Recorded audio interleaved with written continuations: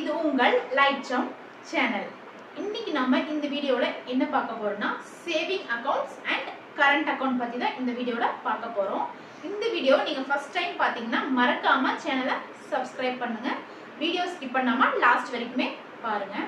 அதாவது saving accounts and current account அப்படின்னா என்னன்னா, சேவிங் அக்கவுண்ட் வந்து யார் வேணாலுமே வச்சிருக்கலாம். அதாவது நார்மல் பீப்புள் எல்லாருமே சேவிங் அக்கவுண்ட்ஸ் மெயின்டைன் பண்ணுவாங்க. லைக் ஜாப் போறவங்க போகாதவங்க வீட்டில் இருக்கிறவங்க எல்லாருமே சேவிங் அக்கவுண்ட் வந்து நம்ம வச்சிருக்கலாம். ஸோ சேவிங் அக்கவுண்ட்ல நம்ம அமௌண்ட் சேவ் பண்ணி வச்சிருக்கிறதுனால பேங்க் சைட்ல இருந்து நம்மளுக்கு ஏதாவது இன்ட்ரெஸ்ட் கிடைக்குமா அப்படின்னா கண்டிப்பா பேங்க் சைட்ல இருந்து நம்மளுக்கு இன்ட்ரெஸ்ட் கிடைக்கும். எவ்வளவு அப்படின்னா 2 to 7% வரைக்கும் நம்மளுக்கு கிடைக்கும்.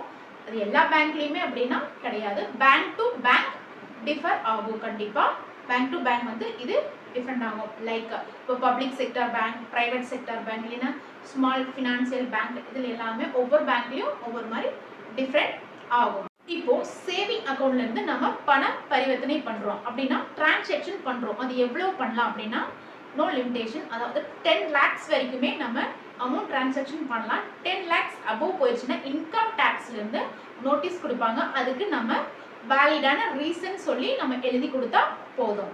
இது ஒன்று.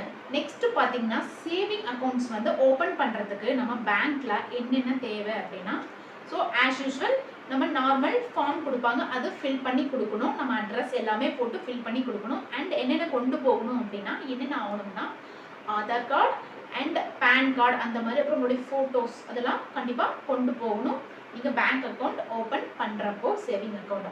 நெக்ஸ்ட் பார்த்தீங்கன்னா, அதாவது இப்போ உங்களுடைய சன் இல்லைன்னா டாட்டர் அவங்களுக்கும் ஓப்பன் பண்ணணும் அக்கௌண்ட். அதாவது அவங்க வந்து 18 வயசுக்கு கீழே இருக்கிறாங்க, ஆனால் வந்து அவங்களுக்கு வந்து பேங்க் அக்கௌண்ட் வந்து தேவைப்படுது அப்படின்னா நீங்கள் என்ன பண்ணாங்கன்னா உங்களுடைய அக்கௌண்ட்லேயே நீங்கள் ஜாயிண்ட் அக்கௌண்ட் சேர்த்திக்கலாம். அதாவது ஜாயிண்ட் அப்ளிகேஷன் கொடுத்து நீங்கள் கண்டிப்பாக சேர்த்திக்கலாம். சேவிங் அக்கௌண்ட்ஸ்லேயே நிறைய டைப் ஆஃப் சேவிங்ஸ் அக்கௌண்ட்ஸ் இருக்குது. அது என்னென்னா pure savings account. First pure savings account அது வந்து பார்த்தீங்கன்னா நீங்கள் மினிமம் பேலன்ஸ் கட்டாயமாக நீங்கள் மெயின்டைன் பண்ணணும்.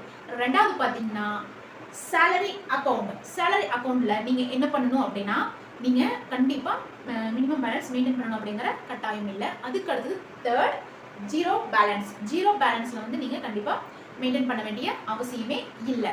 இப்போ சேவிங் அக்கௌண்ட்ஸ் பார்த்தாச்சு. அடுத்தது கரண்ட் அக்கௌண்ட். கரண்ட் அக்கௌண்ட் வந்து யாரெல்லாம் வச்சிருக்கலாம் அப்படின்னா, கரண்ட் அக்கௌண்ட் எல்லாருமே வச்சிருக்க முடியுமா? கிடையாதுங்க. இது வந்து பிஸ்னஸ் பண்றவங்க அண்ட் கம்பெனி ரன் பண்ணிட்டு இருக்கிறவங்க மட்டும்தான் கரண்ட் அக்கௌண்ட் மெயின்டைன் பண்ண முடியும், வச்சிருக்கவும் செய்ய முடியும். ஸோ இதுக்கு வந்து லிமிடேஷன் பார்த்தா நோ லிமிடேஷன். ஏன்னா அவங்க டே பை டே அவங்களுக்கு வந்து பிஸ்னஸ் ரன் ஆகிக்கிட்டே தான் இருக்கும். ஸோ டிரான்சாக்ஷன் இருந்துக்கிட்டே தான் அவங்களுக்கு கண்டிப்பாக இருக்கும். ஸோ வந்து அவங்களுக்கு நோ லிமிடேஷன். அதாவது நோ லிமிடேஷன்னா டிரான்சாக்ஷன் பண்ணிக்கிட்டே இருக்கலாம், லிமிட்டெல்லாம் கிடையாதுங்க. இப்போது கரண்ட் அக்கௌண்ட் வச்சுருக்கிறவங்க எவ்வளோ மினிமம் பேலன்ஸ் மெயின்டைன் பண்ணணும்னா 25Kலேருந்து 75K, அதாவது 25,000லேருந்து 75,000 வரைக்கும் அவங்க மினிமம் பேலன்ஸ் மெயின்டைன் பண்ணணும். இதுக்கு வந்து பேங்க் சைட்லேருந்து இன்ட்ரெஸ்ட் கொடுப்பாங்களா அப்படின்னா கிடையாதுங்க. ஓவர் டிராஃப்ட் இது ஒன்லி அப்ளிகபிள் ஃபார் கரண்ட் அக்கௌண்டர்ஸ்.